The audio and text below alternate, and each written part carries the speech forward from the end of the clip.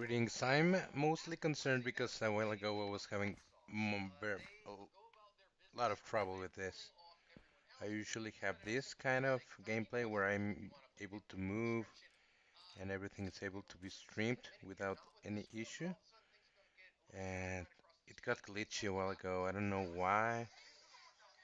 And I'm running the basic, which is the image. I can load my camera and the rest, but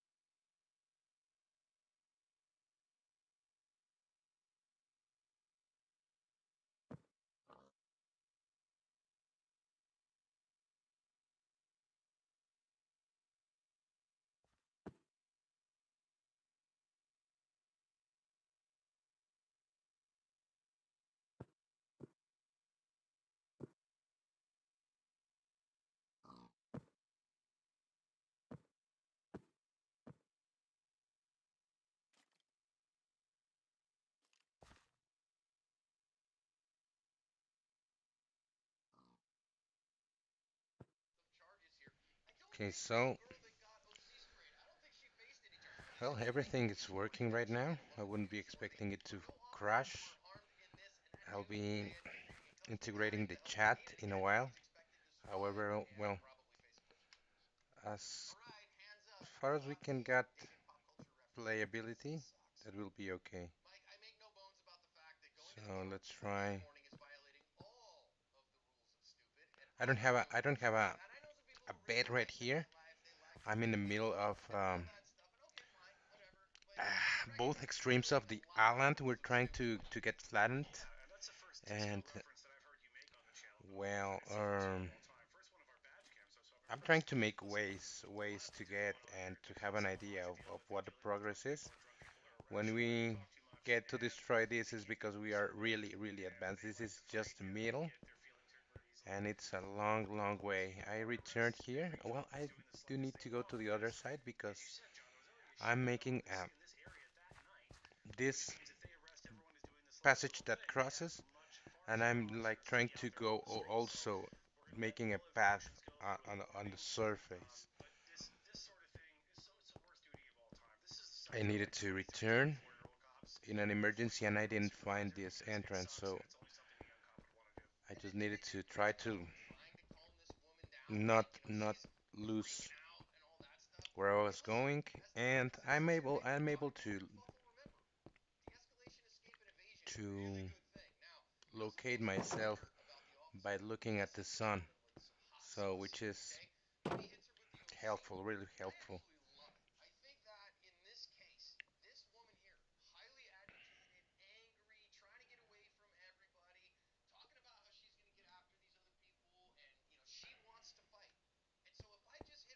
Let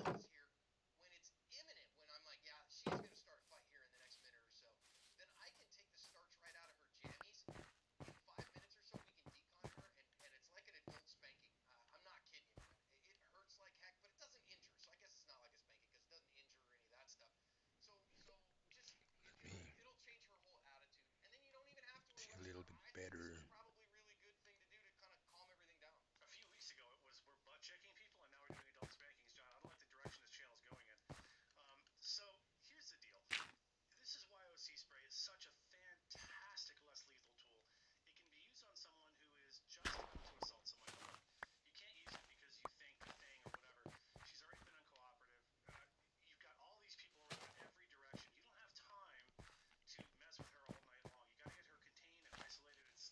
I need also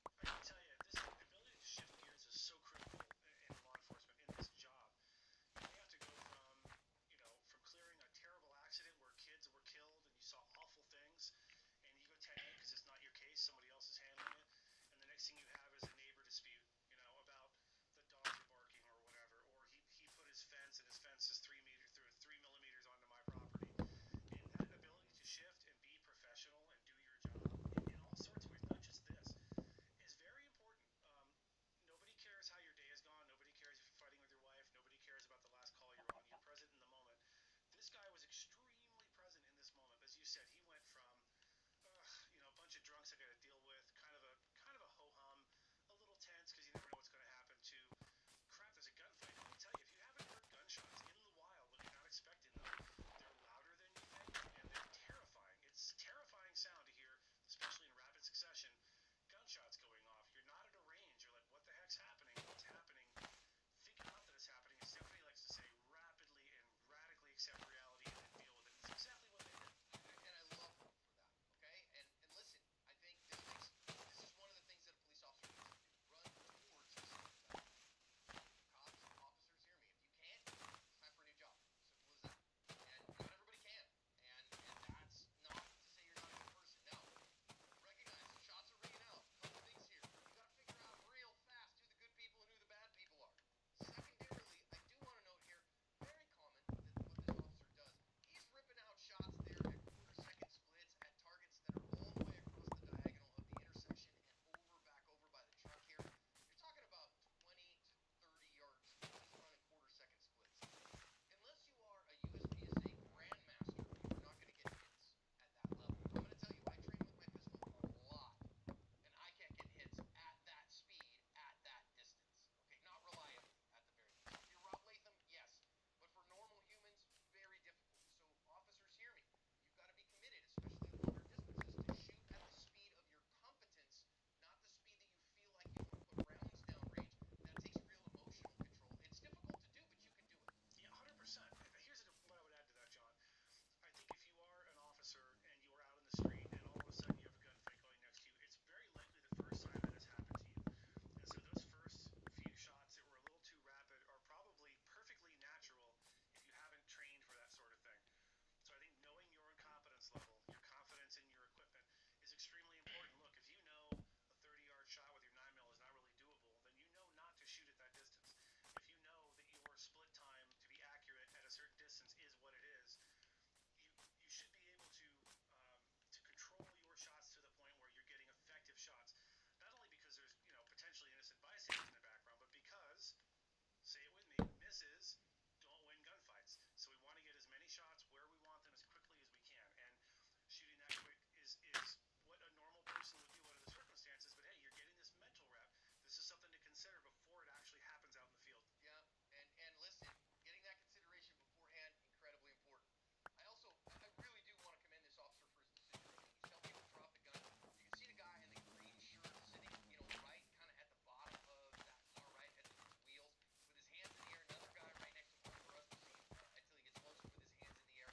And he is having to make discrimination in really brief time, less than ideal lighting conditions about who's a threat here and who do I need to stop. There are still shots breaking by the bad guy here, okay? So I just want to commend him for good decision making about who needs to be shot and who doesn't need to be shot in a incredibly chaotic situation. 100%. Again, I'm going to stop saying 100%. I say it too much. I know. Don't leave a comment. I think an important thing to understand here for the private citizen who's never done a ride along, never been in law enforcement, I think people assume the police magically know everything about a situation as soon as they arrive, right? If you ever called the police for, fill in the blank, whatever it is, and they show up and they don't do what you expect them to do immediately, you're frustrated because you're like, well, there's the thing, go handle the thing. They may not know what the thing is. And in a situation like this, it is as chaotic as it can possibly be. You've got drunks, you've got people arguing on the street, you've got shots being fired, you've got a whole bunch of people, any of whom could be perfectly innocent, any of whom could be your bad guy that's potentially going to shoot you next. And you've got to sort through it, and that's really difficult to do. And frequently mistakes are made. In this case, no mistakes were made. I think this officer did a fantastic job. Again, we talked earlier about transitioning from one mundane task to an incredibly critical task. Well, and as you said, John, he was able to discern kind of who the good guys and bad guys were, or at least which bad guys had already given up and were no longer a threat. Yeah, and now again, he's going to get himself into the fight here, and look at what he sees. I want you to see we got people on the ground that he can see, and this is an interesting bit here. That sometimes I think people think, well, gosh, we're looking at it on the badge cam, and we should Otra vez. 1.0 eyeball sees, right? They're not the same thing at all. And in many cases, especially in lower light like this, the resolution of a badge cam goes down in order to be able to get enough light to film, whereas the human eye can see much more detail in these lower light conditions. So he sees it, and what he sees here is he sees a guy with a gun in his hand, and he sees a guy after all these shots are breaking. And so again, who is the bad guy? Usually it's the person shooting somebody, not shooting back at him, right? It's usually the person who is taking innocent life. And so he sees that, he's got to get to work on it, and that's that decision-making process that you got to make right in the moment, Mike. Yeah, I'll say this about that, John. We watch these badge cams, and you and I do our level best to break them down and just call balls and strikes as best we see it. But seeing it is the issue, right? We had a video not long ago in LA where there was a warehouse. A bad guy had been in a pursuit. He was armed. He ran into a warehouse, and he was approached by officers. And there were some private citizens in there that worked at the warehouse that were witnessing this whole thing. And if you only got one camera angle, if you only got the camera angle of the officer who was doing the shooting, you wouldn't understand why he was pulling the trigger. You'd be like, why is he shooting that guy? It doesn't make any sense. It looks like murder. It looks like an execution. It was only because we had an overhead shot right from a security cam looking down at that situation that we could clearly see the suspect and what he was doing, which was manipulating a firearm, which was trying to get it into battery. It turns out it was empty. Nobody knew. Whatever. In this case, we're seeing, I mean, if we're lucky, this is a 480p, right? Rendering of this video. It's grainy. Everything looks further away than it does in real life, so he's a lot closer to this than it looks like in the video. We have to take all that stuff into consideration and not make we have to judge, right? We have to keep our police officers accountable, but don't make a hasty judgment based on the first thing that you see. What you couldn't really make out here was the guy was reaching for a gun, so he needed to be shot. Whether or not he was facing the officer or facing away, whether he was kneeling, laying down, hanging from a tree, swinging from, like Spider-Man, doesn't matter. He needed to be shot right then and there, and that's what happened. Yeah, and again, this guy does end up being a threat. Now, officer here sees it, sends several more rounds, sends them at a very high rate. I will say, it looks to me here as we move forward that he's got a really good reload. Magazine comes out, magazine goes in, he gets back to work. Officers absolutely need to carry at least 3 spares. I would suggest 4 or even 5. And listen, you need to be able to reload your gun quickly under pressure. You need to have that be an absolute automatic reaction. That said, the reason that he had to reload here is that he missed so much. Is that he wasn't able to have the emotional control to fire at the speed of confidence. I'm not faulting him for that, but I am saying, officers, hear me. Slow Where your that? What? roll. I need Make that. sure you put That sheep. sights. Remember, your sight set to I need base. that This is sheep. a master Where's sight that set to sheep? base. Trigger is the servant, and so you put a few hits early, you don't end up having to reload, and that reloading takes you more time than you might have saved shooting quicker. I'll tell you something right now. This officer's badge camera watching. Nobody in the world will be harder on him Let's than go. he'll be on himself watching this back. Second thing, this reload that looks, I mean, to the casual observer, looks a little clunky. Doesn't quite get, doesn't quite get the tip of the mag into the mag well the first try. Takes him half a second, whatever. This is how someone who has practiced their reloads to as extensively as they can do on the range can do them in an eighth of a second. That's how fast they look in the room after you've been shooting and you've been in a stressful environment. And this is why we train, so that we will fall to the level of our training and not try to rise to the level of the occasion. This guy practices reloads 100%, and this is what it looks like when you're shaking and your adrenaline's upping and your heart's pounding. This is how he can still get it right in the moment under this kind of stress, is because I'm sure he trained the crap out of his reloads, and this is a result. This was a relatively fast reload. Yeah, and a little harder to do with gloves on than with empty hands, too.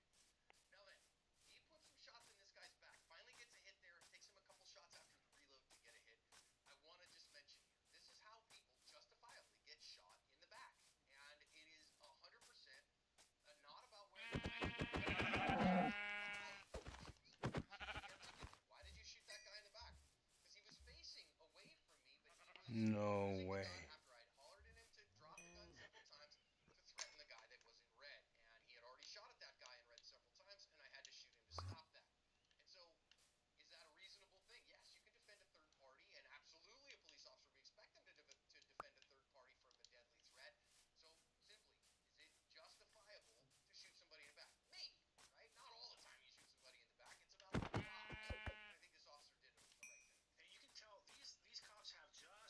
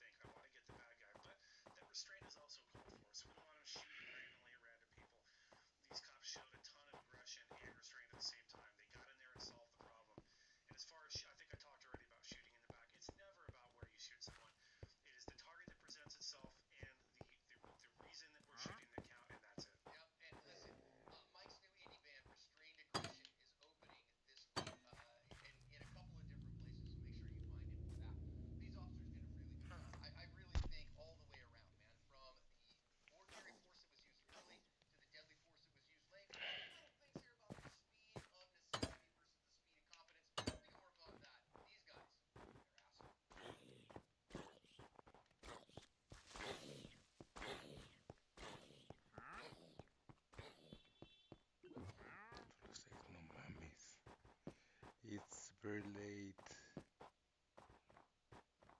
I have to go to bed. This happens when I play Minecraft. I'm not looking at the chat. Let's look at the chat. Let's see what the chat says.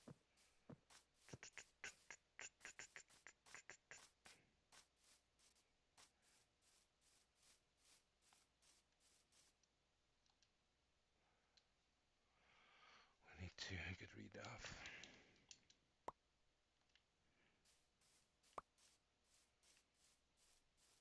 So there should also be.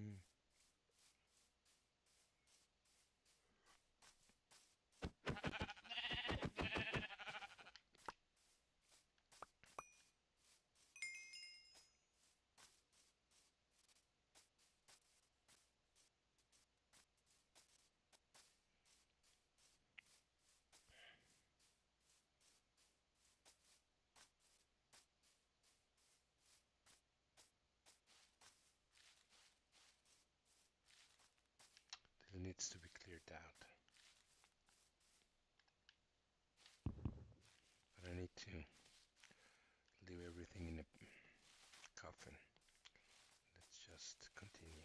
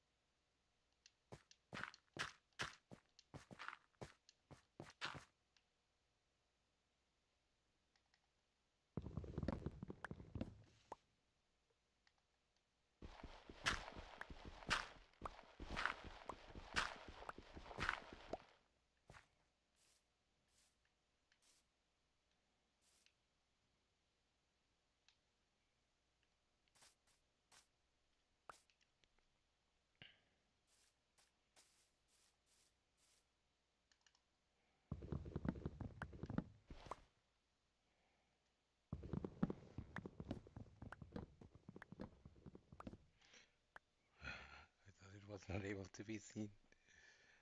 And I also didn't see if that.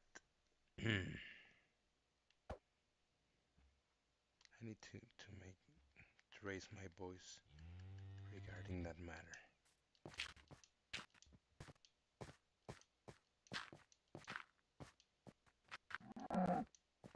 Dice, te quito mis 3 suscripciones, 3 follows.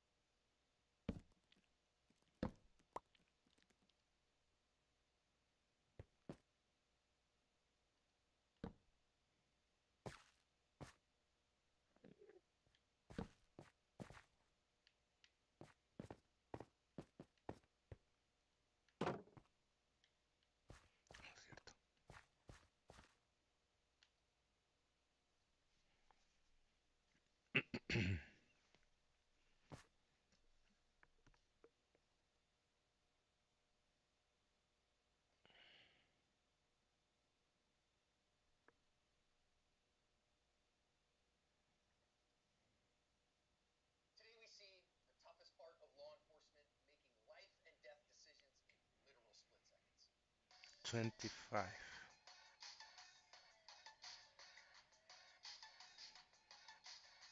everyone, welcome to today's badge cam lesson here at Active Self Protection. I am your everyday host, John Corey. I'm your co-host, Michael Wilbur. Today's video comes to us from Denver, Colorado. Today's video was brought to us by Mantis. The Mantis family of products is integral to asset staff building handgun and carbine skills and are your most economical and fastest path to improvement in your skills too. Whether you choose the X10, the Laser Academy,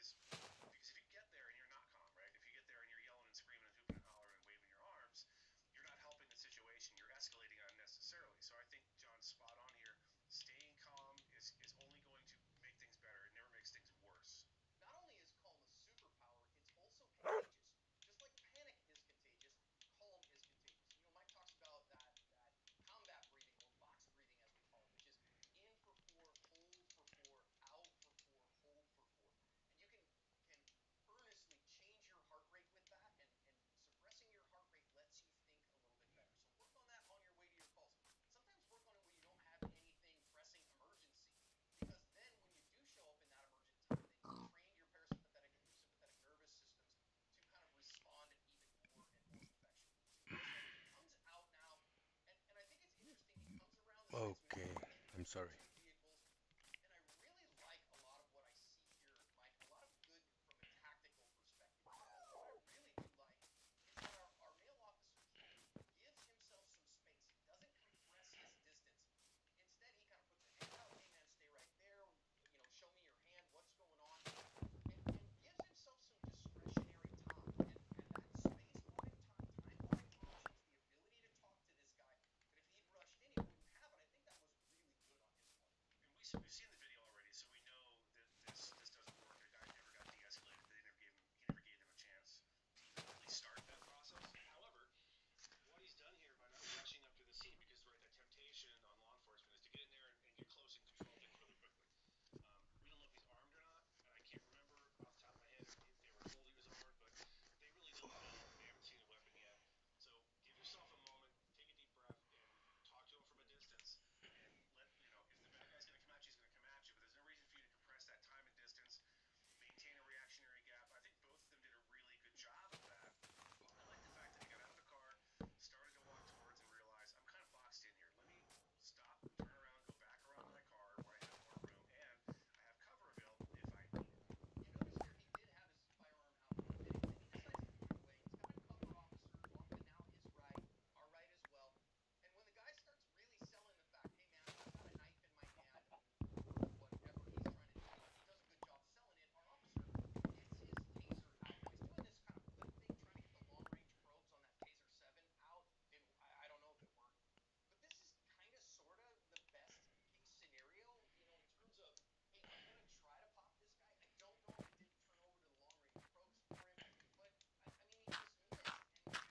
And I think using or trying the taser was a good thing here. But you got to recognize there's a reason we jokingly call it the Sex Panther of the tasing tool, because 60% of the time, Mike, it works every time. It's funny because I've said this before. I never did. I was never issued a taser when I was in law enforcement, but I saw a lot of taser deployments, and I don't know why. But when I was in the field, I saw probably 20, 25 taser deployments up close and in person, and almost every time it worked. And I don't know why. This has been several years. I was in the field really in between about '06 and about 2013 is when I was doing like street level work. So I was out with other regular cops, and it always seemed to work. I remember one time he had a bad cartridge that malfunctioned, and it was a sergeant with the sheriff's department. He pops it off, puts another one on, and went to town. So I'm not sure what's changed, but the taser is just I love it, just from a spectator's perspective. I like that he tried it. I like, hey, let's try to get him into custody and de-escalate this situation with non-lethal. Because again, this guy's really selling the fact that he has a deadly weapon on him. He wants this to get going. He's drunk, apparently, is what some of the issues were, and angry, and just decided that day that he was not going to jail. And sometimes that's the way things go. Now, I also want to note here, we're going to talk about the female officer's actions from her perspective here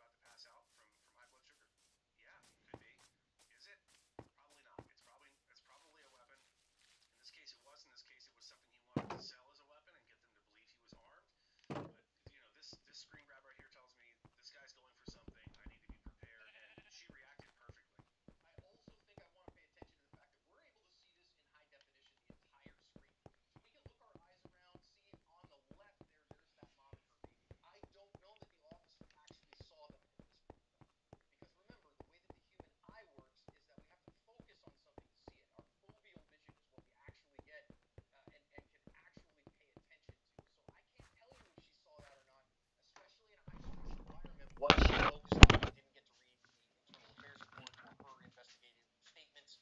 So I don't know if she saw them yet or not. But she does see the fact here that once the guy comes out and her partner is then going to draw his firearm because the guy's threatening him like that, she kind of realizes here, Mike, that she is absolutely in a Taliban wedding ceremony here. And what we maybe used to call in the old country a Polish firing squad, but you can't really use that phrase anymore. But we can still make fun of the Taliban. So, the Taliban wedding ceremony here with each other as the backstop is bad, and I think she recognizes that and moves offline, and that was pretty good decision making. Listen, I've said this 1,000 times. Crossfire situations will occur. I just did a podcast with a retired officer from Anaheim and Newport Beach PD in Southern California. Great guy. Check that one out. It should be out this week or by this week. In that, he has a huge crossfire situation. He doesn't know what happened. It was dark. He was 50 yards away. There was a group of 5 officers on one side of this ravine. He's on the other, laid up with a long gun. Fortunately, no one, no good guys got shot. But when you find yourself in a crossfire situation, that's fine. Recognize it as quickly as possible and move to get out of it, unless there's no way for you to move laterally. Once you recognize it's there, okay, cool. Now what am I going to do? I'm going to find somewhere to move. Some people might criticize that she didn't get between this woman and the bad guy. I think at this point she's pretty sure this bad guy is either trying to kill us or going to try to kill us or injure us, or is going to be pretending to whatever. And I think her moving where she did was fine. As far as the other bystanders go, and we'll talk about that more in a minute. Yeah, if that bystander's not moving around or flailing her arms, she's gonna be locked in on this bad guy, and if there's no movement from that woman or that small child, they're not gonna register. She's not gonna notice them, and that's just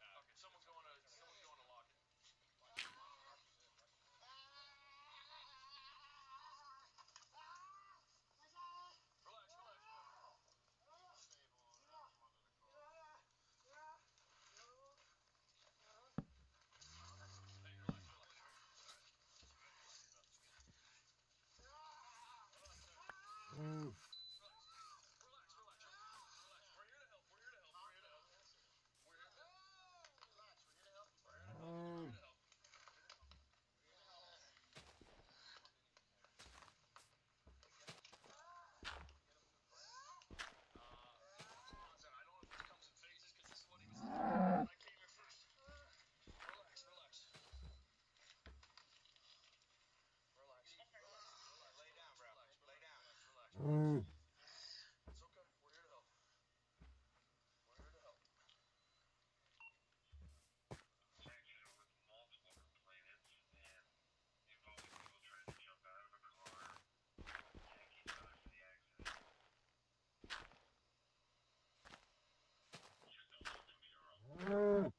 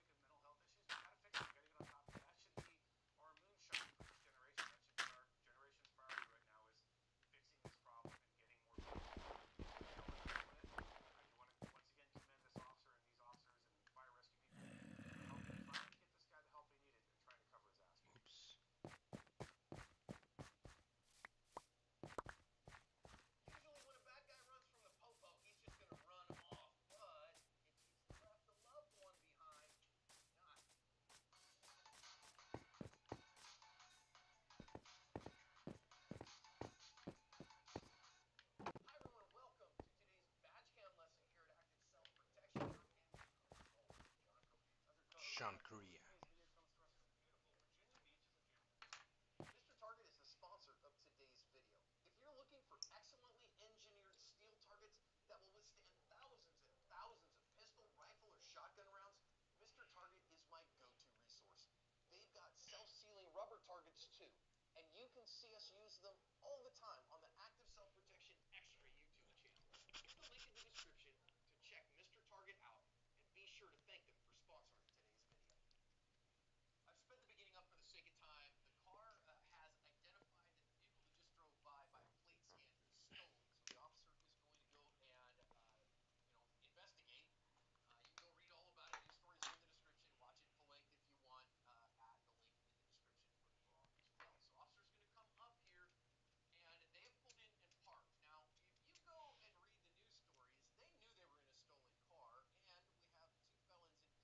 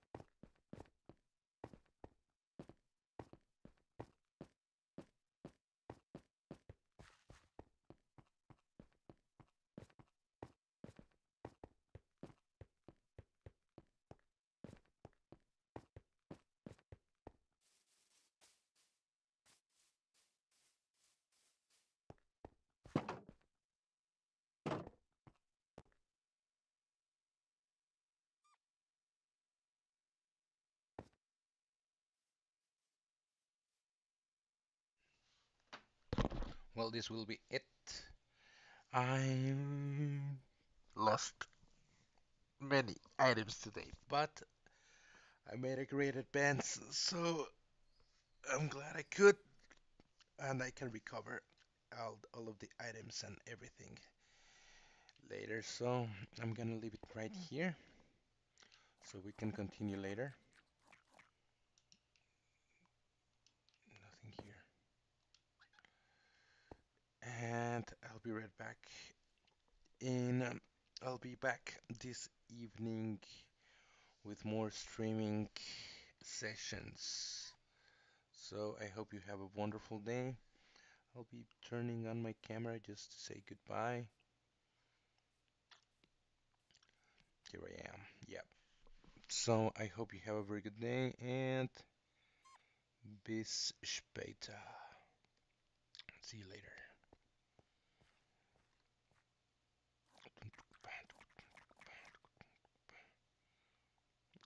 Okay, since nothing can be spoiled right now, I will be making some tests.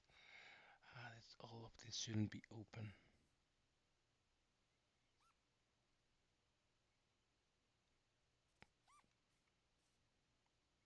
But well, it's okay. Let's try and this is open. So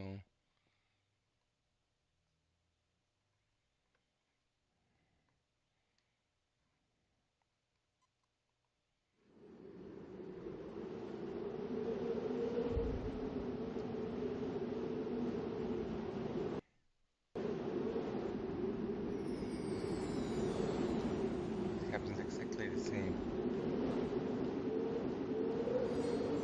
I will be having now this lag. Unexplained disturbance and the hysteria that it's causing are incredible. How would you describe what you are seeing? It is clearing the mountains, moving too slowly to be a comet or meteor. Widespread panic has gripped the countryside as thousands have taken to the streets. It is confirmed. Using my screen.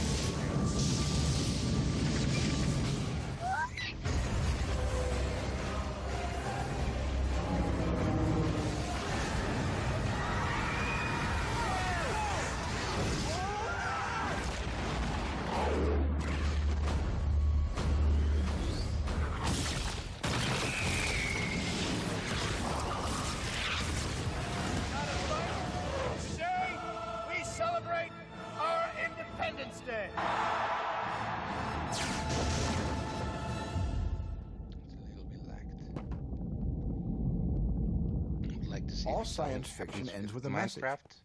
And either the message is in your Happens with face, all of my sometimes in the games. lens of the camera, So if and you're sometimes loading it's a much different more game subtle. right now, I think the purpose of science fiction is not so much to predict the future, but to play what-if games and to reflect ourselves into in a kind of a funhouse mirror where we see ourselves in different ways. Well, it's definitely something, you know, like kind of comes out of the American psyche, because it's this feeling, you know, like us against the world, you know. And I think deep down, you know, it's always like kind of, for me at least, you know, it's always this like kind of fear of the end. The more anxious a society becomes, the more you see this sort of apocalyptic, you know, the more those demons sort of have to be exorcised.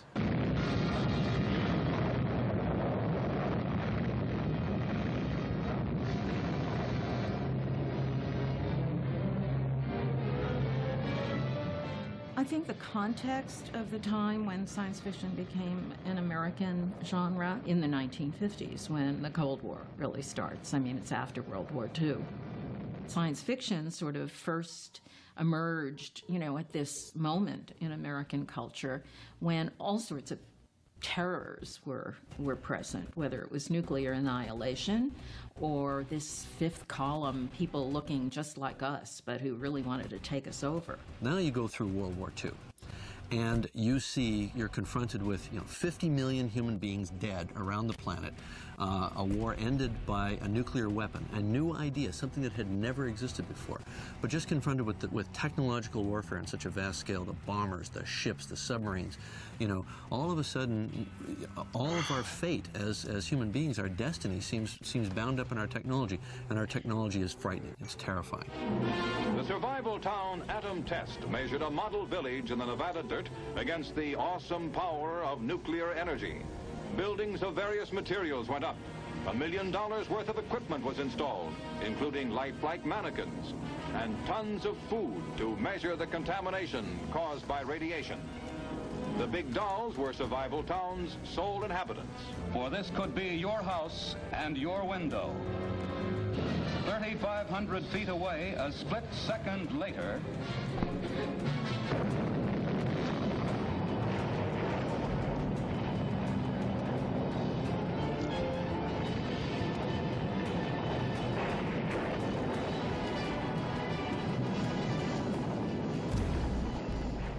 the Cold War was very in the media, and it was the Hiroshima and Nagasaki image was on television every other week, and the tests of blowing away the buildings and all that. So we had very clear images of what this whole thing looked like, what the consequences were, and it was over and over and over. That combined with the World War II stock footage documentaries that were on every hour, every day. They were sort of the Star Trek of their day. You couldn't go onto any channel anywhere without getting a World War II documentary about war. So war and total annihilation seemed inevitable in those days. Operation Alert, a realistic rehearsal for an atomic attack, was the biggest nationwide air raid drill ever attempted.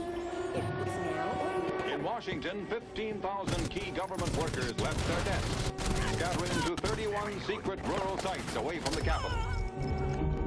And we were terrified of being bombed by the Soviet Union. The nuclear weapon was the thing that was making certainly me do these air raid, drills in school. We all ducked and covered under our desks. I went through that. I was of that era. That's why these children are practicing to duck and cover, just as you do in your school.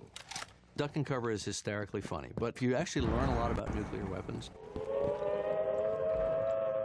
they had done all these tests on like frying pigs out in the desert and blowing up houses that they'd built for taxpayer money, and they knew that, and they thought, these pamphlets and these stupid films and the little turtle saying duck and cover could actually mean the difference. Duck and cover. I was 8. And I was asking a lot of questions of my dad. What are these civil defense pamphlets that are sitting out on the coffee table here? What is this? What is this nuclear bomb? And I became terrified of the nuclear bomb at the age of somewhere between 8 and 10. And I've been fascinated by nuclear weaponry since. I mean, Terminator, my first true directed film, was about a nuclear war that had destroyed human civilization. And I've had that kind of nuclear theme or the menacing technology theme through pretty much all my stuff, even Titanic. And I remember thinking that was a clear and present danger when I was a kid. I was more terrified of being nuked than my parents were. My parents couldn't imagine that an intelligent nation like Russia would ever push a button on us, nor would we on them. Because, we almost pushed the button on each other during the Cuban Missile Crisis. My parents went to a party the day the crisis reached that critical. I was watching television, and I had filled all the bathtubs up with water. Just every sink in one bathtub in my mom's bedroom, I filled it up with water, because I figured the water's going to stop. They're going to turn the water off. This will be our drinking water. We had no hole in our backyard. We had no basement in Arizona. But I was prepared for Armageddon. I was absolutely prepared for that. And these movies in the 1950s and early 60s played on those fears. And these movies were all metaphors for those fears. All those movies with the giant tarantula, there was a giant praying mantis called the giant mantis. There was the tarantula movie. All these things becoming big all stems from the atomic bomb. And we have to give credit to the Japanese and Toho Productions for making Godzilla.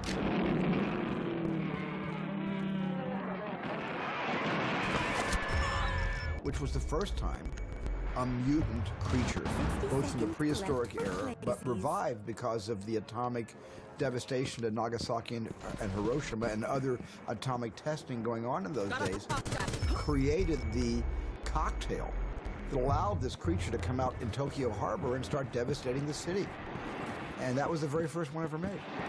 I can hardly believe what has just happened. Now it seems Tokyo has no defense.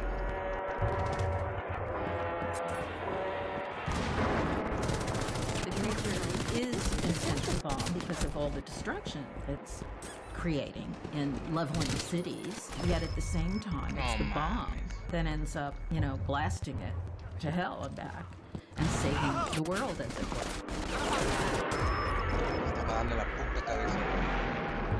So in a lot of the films where you have the creatures that suddenly are, through a nuclear test, somehow able to get through the ice or are mutated in the desert, this sounds so silly, but it's really significant. Who knows what waits for us in nature's no man's land?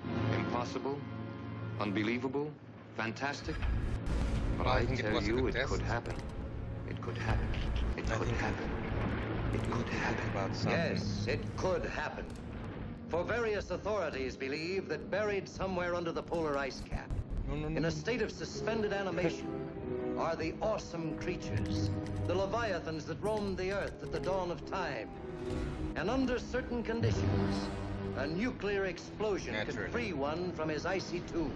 But it was not Then, enough. guided by instinct, the beast would come back to the caverns of the deepest Atlantic, where it was spawned. One of the interesting things about the creature films, particularly, you know, where it's the giant Rhedosaurus awakened by a nuclear blast from the ice in the Arctic, who eventually makes its way to Coney Island in Brooklyn, or that was 20,000 fathoms. All of these creatures, whether they were octopus, a giant octopus, or the cheesiest crab monsters, which were giant Maine lobsters in a really low-budget film, they, in a way, all sort of, and if anything, evoke dinosaurs, prehistoric creatures, giant, insects, whatever. They were all sort of primal. Produced on a scale never achieved before by any science fiction picture. Thousands in the cast. In a way, was sort of figuring on the screen the kind of anxiety about a return, the absolute destruction of civilization, and a return to the primal sink, basically. Stay in your homes, I repeat. Stay in your homes. Your personal safety, the safety of the entire city, depends upon your full cooperation with the military authorities. Yes, cities, nations, even civilization itself, threatened with annihilation, because in one moment of history-making violence, nature, mad, rampant, wrought its most awesome creation. For born in that swirling inferno of radioactive dust were things so horrible, so terrifying, so hideous. There is no word to describe them.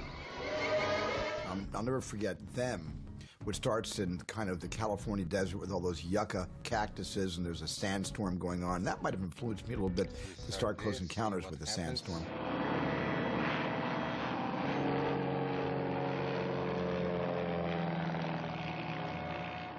And I remember that little girl they find wandering the desert, and she's just absolutely in shock, in a complete state of shock, and they try to get her to speak, and she won't. And finally, she hears that really great sound effect that the ants made. It was from a distance, that kind of chirp, that constant like that. And she just looks almost into the camera and says, "Them, them, them."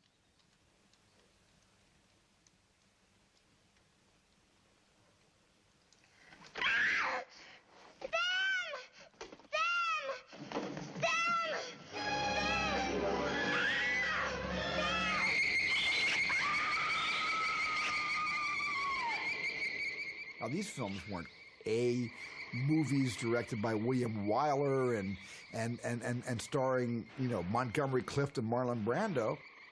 Oh, no, this was a trickle-down factor. This went way below the front office down to the B-movie offices, those little wooden shingled bungalows way off in the back lot somewhere, right next to probably where they made the cartoon shorts, were a lot of young kids who were able to spend $150,000 to make a 35mm movie under the auspices of Allied Artists or any of the different Monogram or Universal. And there was a little department that we were able to express ourselves about the world we lived in. Because science fiction is really a mirror, geopolitically, of the world we exist in, and it's always been that. You know, I think America went like kind of through the Cold War. There was a lot of paranoia, but even before there was always the fear of communism and stuff. And I think the Americans, you know, always like had this chip on their shoulder that they were like afraid, you know, that the communists overrun them, and then later like kind of the Russians will invade. And I think that like kind of fed like some sort of paranoia, which is like expressed a lot in movies, you know. And I think the whole like kind of the 50s, you know, were like especially, you know, like kind of were especially science fiction movies and horror movies, you know, they're all like kind of fed by this fear of invasion. Listen to me. Please listen. If you don't, if you won't, if you fail to understand, then the same incredible terror that's menacing me will strike at you! It was time to release the spies. No, you've got to get out of here, please! They come from another world, spawned in the light years of space, unleashed to take over the bodies and souls of the people of our planet. Invasion of the Body Snatchers is a response to McCarthyism. And I think pretty much everybody agrees that there's this creeping dread, and/or a response to the fear of communism, which was you know the source of McCarthyism. The idea that you may look like me, but you're different, and you're somehow evil on the inside. It's whatever intelligence or instinct it is. We got human flesh and blood out of thin air is fantastically powerful, beyond any comprehension. This was just an ordinary body. I never saw one like it. It looks unused. Manifested itself in many ways over the years. You know, even zombie movies. You know, I mean, you look like me, but you're not human. You know, and a lot of alien invasion stories that are basically, you know, the doppelganger kind of thing. But it was absolutely an expression of the time. This fear that America was being invaded by ideas that were different, and that people were being infected by these ideas, and it was shaking the very foundations of what everybody collectively thought they believed in. People feel that they're not themselves, or that they're being replaced, or, you know, that's the most terrifying thing in the world. You can fight the things that, you know, you can fight a big monster, but you can't fight the loss of yourself. And the idea that your soul will be stolen when you sleep. You know, it's a fear of death, it's a fear of dissolution, a fear of the loss of ego, all of those things. I guess because you lose your emotions when you fall asleep and you're invaded by your doppelganger that grows out of the alien pods, that Don Siegel and his writers worked very hard to humanize his characters, the Dana Winter and Kevin McCarthy character, and their friends having little supper parties and things, to make it seem like you were their neighbors and you understood what their lifestyle was. The small town they lived in, it was very, you know, hyper-real. And I learned a big lesson from that, you know. If you create a hyper-reality, then you can do anything on the other end of the spectrum in terms of bringing the goofiest, you know, concepts of, and then when you upset, you know, this sort of level of, I know people like that. I've been to houses like that. I have friends who are just like them. Then it's really scary. And that's where fear comes from. Fear doesn't come from eccentric characters being invaded by the body snatchers. Fear comes from normal characters being invaded by things that are unimaginable.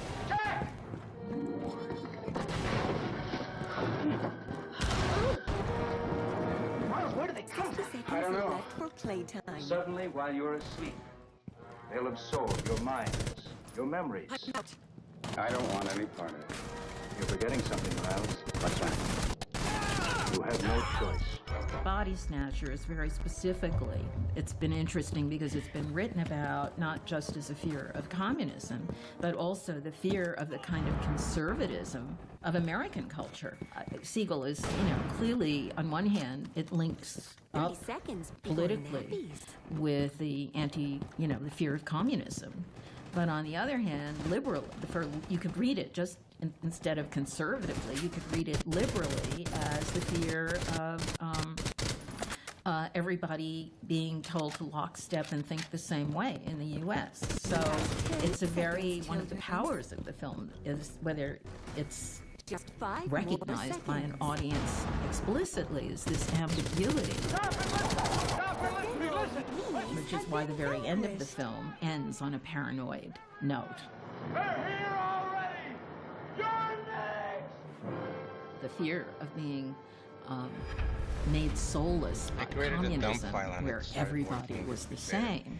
I mean, this is the same moment when there are books coming out like The Organization Man, and a novel which was very popular, The Man in the Gray Flannel Suit, because in the post-World War II area, that was also the rise of suburbia and consumerism, and people riding their commuter trains dressed the same way into work. It was a very conservative era. Era has its fashions, as it were, but I remember as a kid, women, cashmere sweaters, sweater sets, felt skirts with appliques. I mean, we had more uniforms then in a certain way. So there was, for many people, a fear of just everybody becoming the same in this new, huge, booming culture where in suburbia all the houses looked alike. There used to be jokes in the New Yorker and other places about someone going into the wrong house with the wrong wife. So you put all those together and you have this sense of huge change and great threat to the individuality, threat to becoming part of a mass that you never chose to be, and certainly lurking and underneath and being over the top of nuclear annihilation. In this system, the value of individual man diminishes sharply, and the state is all important. The state will run his life for him, his political life, his business life, his social life. What we oppose fundamentally is the aggressive nature of the communist state. Its unceasing effort to expand wherever it can, to grow bigger, to take over, to supplant. This deadly impulse toward aggression we oppose as a continual threat to peace. So science fiction is doing something else relative to our fears of science and technology. The military-industrial complex and the new world order of mass consumerism and a certain kind of sense of globality, which certainly is nothing like we feel today, but with the advent of television and communications explosion. So many of those films, focus on television sets and montages of things going on at the same time across the world. We get a shot of Moscow, screaming at the aliens, or, Big Ben in all these monuments, the Eiffel Tower, and so forth. Flying saucers have invaded our planet. Washington, London, Paris, Moscow are key targets. The whole world is under attack. Can it survive?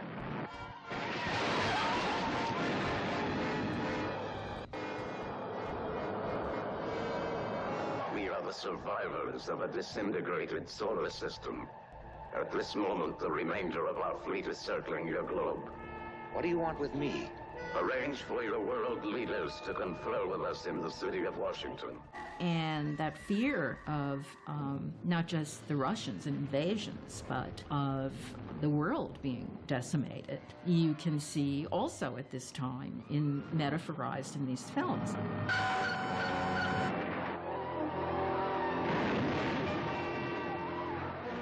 Robert Wise's The Day the Earth Stood Still was pretty explicit about what its supposed message was. It came out as a film that was arguing against xenophobia, fear of the other, And also the Klaatu, the alien protagonist, in his arguments about nuclear proliferation and the arms race, that's very explicit. I came here to give you these facts. But if you threaten to extend your violence, this Earth of yours will be reduced to a burned-out cinder. He's a robot. Without you, what could he do? There's no limit to what he could do. He could destroy the Earth.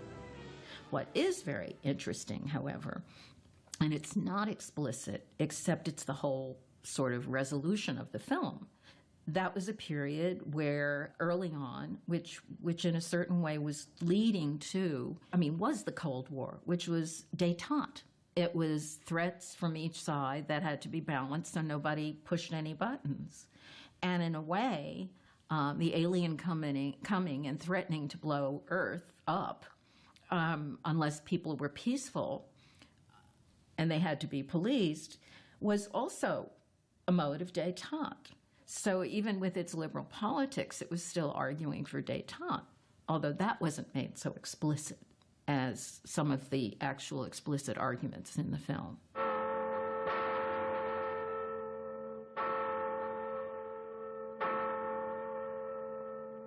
This is New York, as no man has ever seen it. Empty, deserted, its teeming millions gone. This is the setting for the most unusual picture ever filmed. I know you're there! They're staring at me! Move! Most of the movie, they're wandering around a totally empty New York because there has been some horrible catastrophe, generally considered atomic, but it's like from radiation, and they all had a reason for being saved. The most daring idea ever attempted in motion picture entertainment. The last 3 people alone in the world. And Harry Belafonte, who's black, and this was a period certainly prior to the major civil rights movements. And it's very interesting because obviously the film was banned in some cases from being shown where there were issues about race and segregation, but primarily the film was a sort of plea for peace.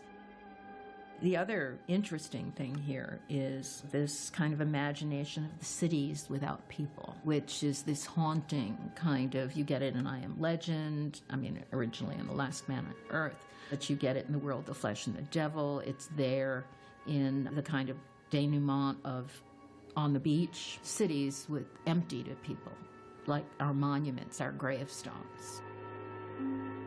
You can look at this entire genre of the post-apocalyptic disaster or crisis or survival film, whatever you want to call it, and there is a big tradition in American cinema of this. I think there is something in all people, and maybe especially in Americans, the belief that they could survive under any kind of circumstance.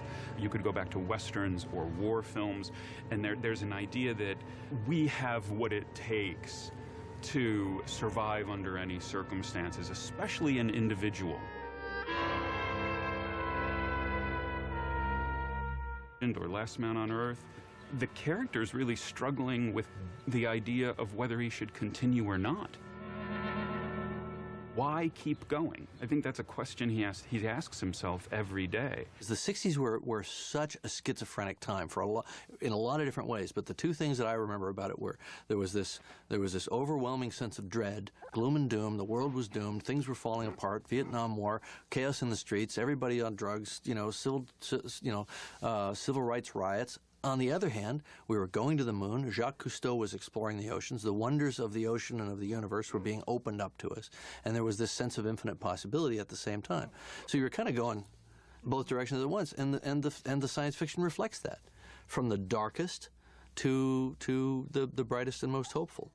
If the 50s were about the fear of communism and the atomic bomb, you look at the 70s, and ecology suddenly raises its head. Environmentalism, you have Soylent Green, where, hey, Soylent Green is people. Most of the film, you're looking at a mise en scène, which is crowded and dark and sort of not space-driven, but ground-driven, that looks like quite literally a concentration camp of people. There's no sense of anything other.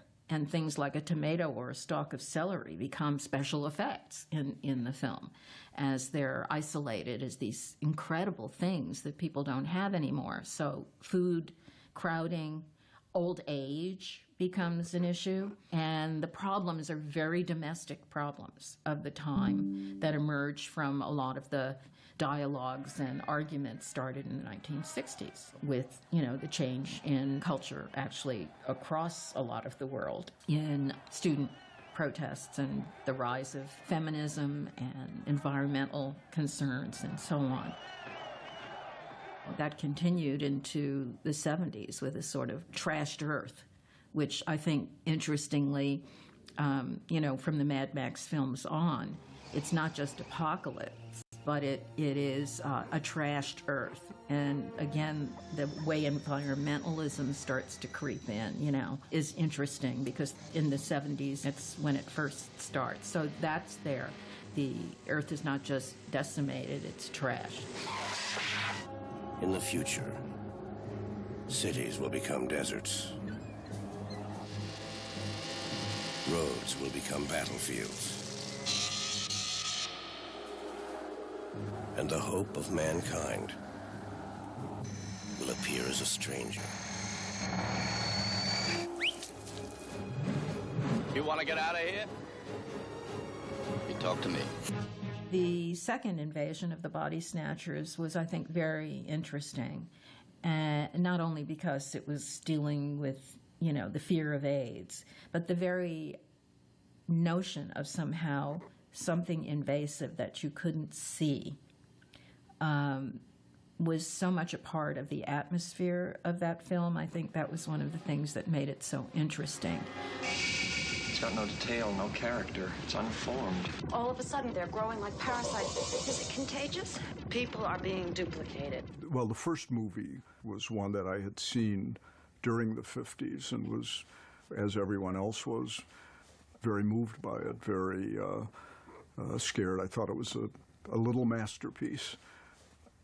I didn't want to do a remake of it, but to do a variation on the theme being that we're always in danger of becoming pods, that we're always in danger of losing our humanity. How do you know my name? I didn't tell you my name. You can't find anything in here that looks like a body. My side's nosebleed. It looked right at me. You're looking at it as if it was human. It was not human. At the beginning of the film, there's a sequence which, unfortunately, the studio made me put credits over, but pods are everywhere. But it shows a planet that has been devastated, that's only rocks. Every organic thing is gone. It could be that this is where our planet is headed. They come from a dying world. They drift through the universe, pushed on by the solar winds. They adapt, and they survive. The function of all life is survival. Sleep. I think I spent $10 in getting these little pieces of gel from an art store and finding a way to make them appear to be floating through the universe and arriving in San Francisco. It's a movie about organic invasion. I mean, we're having swine flu epidemics. We're having all kinds of strange epidemics popping up. We're having, AIDS, things that we never could have anticipated, particularly back in that period of time. Sleep. Sleep. From deep space, sleep. The seed is planted. Sleep. Sleep. Terror grows. Matthew! Like the others. Elizabeth, wake up! Get you when you sleep. Sit up! Paranoia is a good thing. It's an ancient warning to be awake, to be aware of things. When is it most powerful? When is a genre most powerful? You know, because you get waning and blooming second ages of the popularity of the science fiction film, first in the 50s, and then there's a period, it's not that there weren't any, but for the longest time, there until really the 80s was the second big period. Star Wars came along and basically rebooted the whole system. It was a reinitialization of science fiction in popular culture. All of those kind of Pandoran demons were swept away, and it was just cool. It was just fun. It was just exciting. It was just energy, excitement. Went back to the mythic archetypes, you know, the sword-carrying hero, you know, almost a samurai ethic, all that sort of thing. But it was, all of a sudden, science fiction was completely different.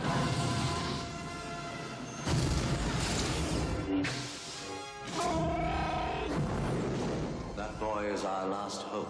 No, there is another. The Force will be with you, always. I grew up in the era of, Earth versus Flying Saucers. I love that movie. And to me, that's, and that's the classic.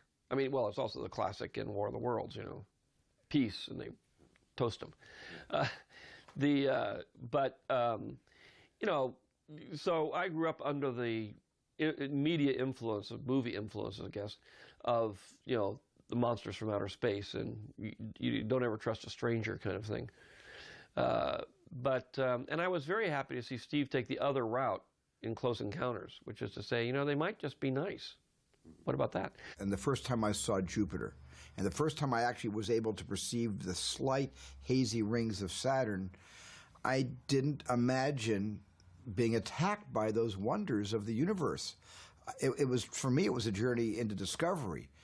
I didn't feel anxious. I didn't feel a threat from up there. I always looked up at the sky and just saw all sorts of wonders of the known world. And so, to me, it was inconceivable that if I did get into science fiction someday, my first movie would be aggressive. And one of the interesting strains during that period, along with paranoia, as well as Aliens Are Us, cuddly, cute, that's all about them teaching us how to be more human, which is interesting. We go through periods of guilt, too, that play guilt about empire, guilt about race, guilt about our xenophobia, which, again, not explicit, but played out by these plots. But one of the most interesting things was, you know, this was a period of pretty explicit feminism in the 80s, and a number of the films had protagonists or were dealing with plots which were, in a sense, trying to resolve the issue of what it was to be a male after feminism. So in many of these films, Brother from Another Planet, Starman, E.T., actually, they all sort of construct single-parent families by the end. The male comes, impregnates the woman, or, you know, the female, or comes and is a father, but he's really left his kids somewhere else. But they have to leave. Terminator, you know, drop into the screen naked. No male baggage, no cultural baggage for these characters. They stay, they're loving, or they save the day, but they can't stick around. But they're out there somewhere. But it was a very interesting bunch of films that were, in many ways, ended up with mom, single mom, head of household. Sarah Connor? Yes. Sarah Connor, 35, brutally shot to death in her home. You're dead, honey. The two films that really brought science fiction into academia as an industry was Blade Runner and Alien. And the Alien films were certainly picked up by feminist scholars, worried over in all sorts of articles and discussions and so forth. So those two films made a big impression on the academic scholars. And in a sense, those were the films that made science fiction film respectable to the Academy. I had started long ago, but, you know, at that point, people, you know, would raise their eyebrows. Alien, Ridley Scott's movie, scared me more than The Exorcist scared me. I don't think I've ever been as frightened, and I mean this, by any motion picture as much as I was frightened by Alien. It takes you to the brink of wanting to absolutely watch the picture from the, from the doorway into the lobby. And I was a captured audience because I saw that movie at the Motion Picture Academy. I was right in the center aisle. I had a great seat, and I wish I didn't have a great seat. I wish I was on the aisle by the back door.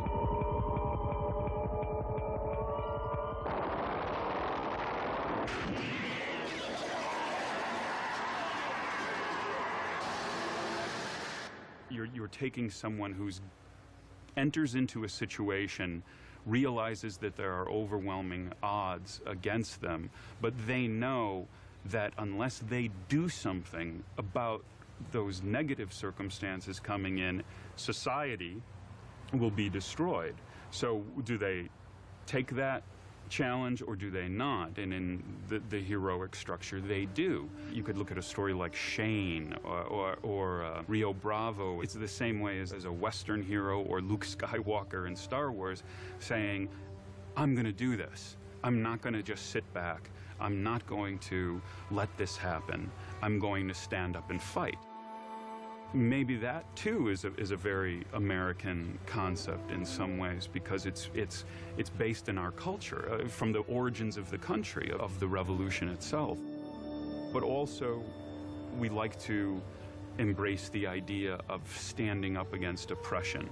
You know, whether it's a Frank Capra story with Jimmy Stewart, whatever that type of story, there is something about an idealized version of the American character that believes we do stand up for what's right and will go out and fight. So if you take that in a science fiction sense, whether it's Alien, Star Wars, or I Am Legend, you have this one individual who is willing to stand up and go out and do the really scary thing. Do the thing that is going to put their life in peril, so that hopefully others may survive. It's a meteor shower. This new one you're tracking, how big? It's what we call a global killer. Nothing would survive, not even bacteria.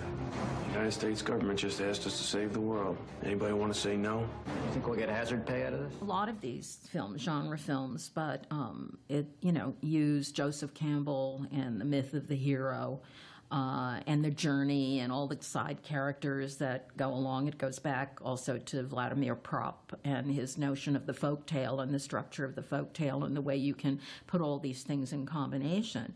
Basically looking anthropologically across any number of cultures is why they've sometimes been tossed off as nothing important.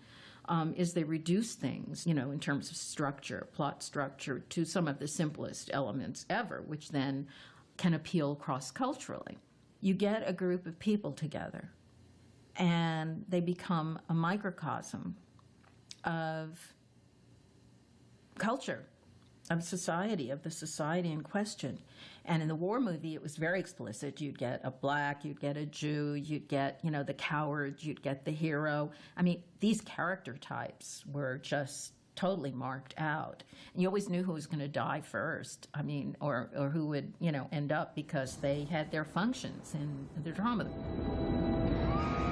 A historic and unprecedented event has occurred. The question of whether or not we are alone in the universe has been answered.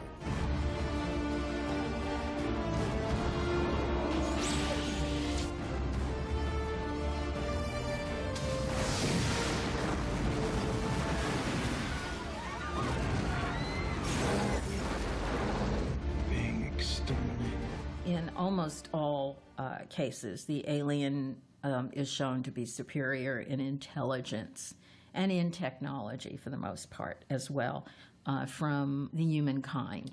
But the aliens have also been, figured as soulless or unemotional or bugs. Starship Troopers, yes. That was on the edge of parody, that film, and had a sort of very fascist sort of aesthetic. But nonetheless, their equipment was superior. There is this sense of, on one hand, one could also psychoanalytically suggest that we feel great guilt as a culture for our superiority, for our empire, or previous empire building, for our behavior in parts of the rest of the world. I'm making this up, of course, because I don't think people go around purposely agonizing about it. But the guilt is you get payback. You have in American culture this sense our success won't last. You know, we've done bad things in the world, and it's going to come back and bite us in the ass, you know? And aliens are a good way to have that happen if we don't do it ourselves. Or it's psychological, it's the environment, it's the economy. You know, I think there's always sort of a lot of free-flowing anxiety out there, you know, and it's simply a matter of what you choose to tap into at any given moment. But that's kind of the role, it's the role that pop culture has always played. I felt really at that time ahead of the curve. And I was like, you know, totally upset when I told my friends, you know, they said like, what are you doing next? I said, I'm doing a movie about global warming. And it sounded like so unsexy in a way. And I said, no, well, I will like do it my way. I'm afraid that time has come and gone, my friend. What can we do? Save as many as you can.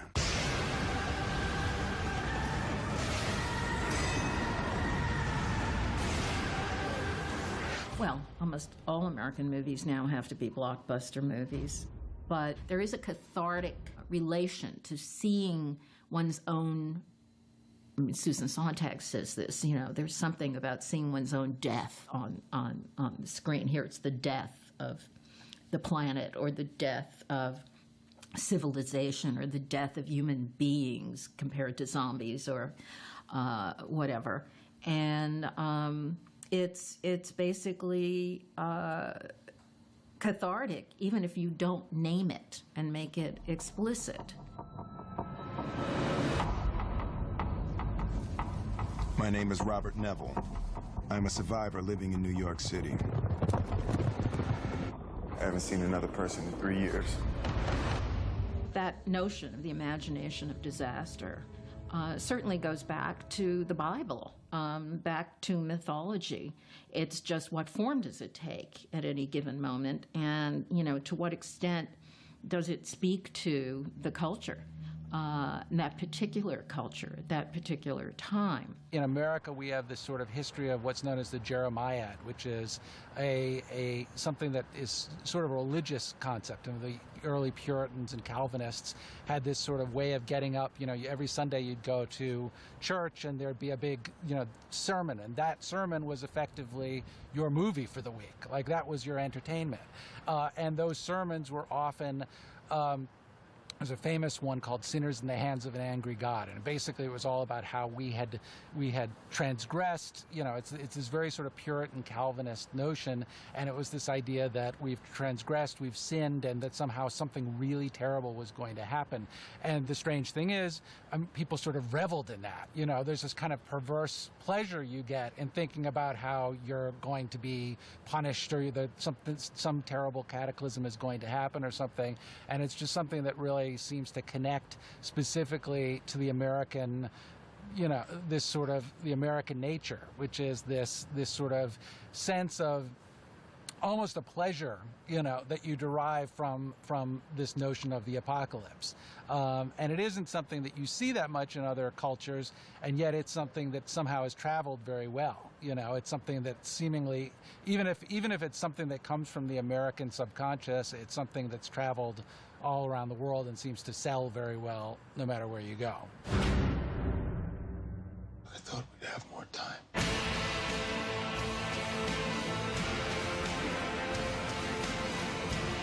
I think that is like deeply rooted in our psyche, you know, that we humans think one day there will be an end. Because when you look at the Bible or like at older texts, you know, they all like have the apocalypse, they all have the end of days. It's very deeply rooted in us, you know, that we're like fascinated by it. The Americans feel like they're like this island, you know, surrounded by like a very hostile world. It's just strange, and I have the feeling, you know, that it's also like how Americans, you know, appear outside, you know, to the people. They always like say, well, at home it's the best. If the Earth dies, you die. If you die, the Earth survives.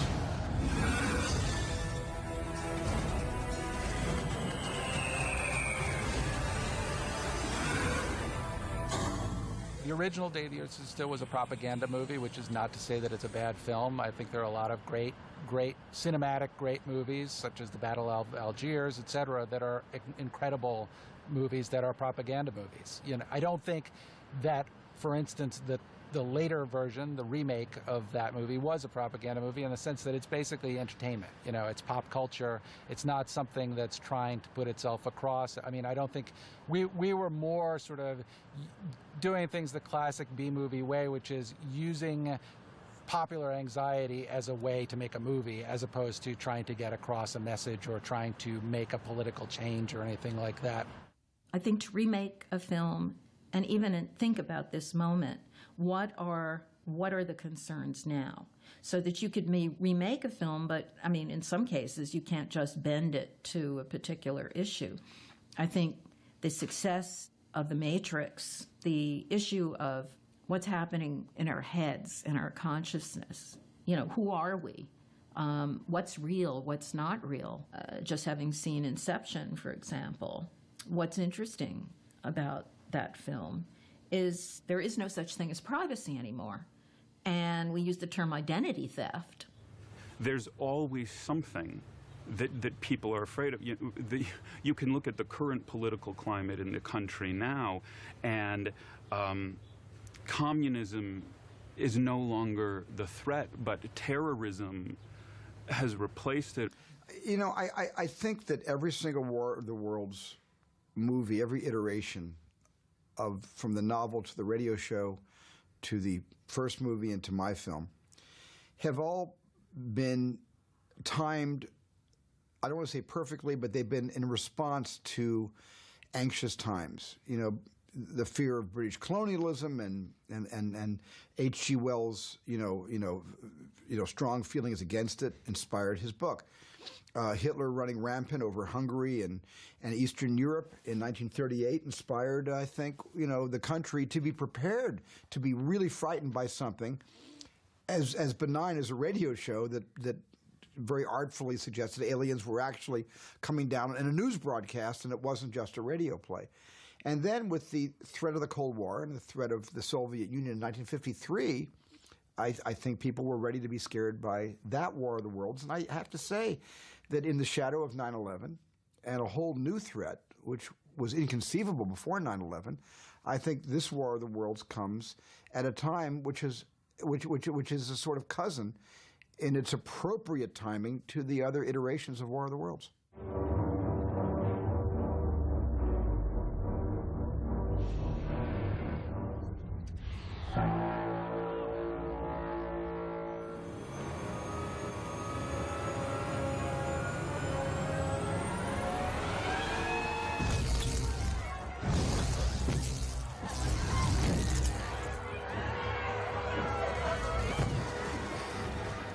I certainly would have made this War of the Worlds differently pre-9/11. Let me address this. I thought that the unknown was benign. Otherwise, I couldn't have ever written Close Encounters of a Third Kind or the story and directed E.T. I think after 9/11, I lost a little bit of my innocence, and I felt that maybe the unknown isn't so benign. And perhaps the unknown is something that we'll never be able to put our fingers on, and it's a threat to all of us. And I think the tectonic plates of, I think, my culture certainly shifted, after the World Trade Center bombings. I want to know everything you know. This thing, this machine, it crawled out of the ground, started torturing everything, just killing everybody. What is it? Is it terrorists? This came from someplace else. What do you mean, like Europe? No, Robbie, not like Europe!